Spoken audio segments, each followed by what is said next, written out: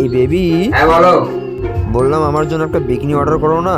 কেন, কাকে পরে দেখাবে? কাকে পরে দেখাবো? তোমাকে ও পরে আচ্ছা দেখাবো। তাই, এখনই অর্ডার করছি, ঠিক আছে। অর্ডার ডান।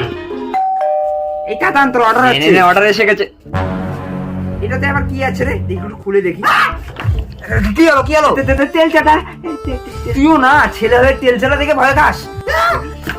আবার কি হলো? কই কই, কিছু না তো, কিছু না।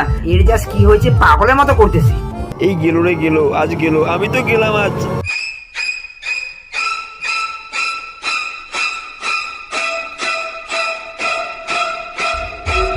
আরে রোহিণী দিদি, একটু দাঁড়াবে?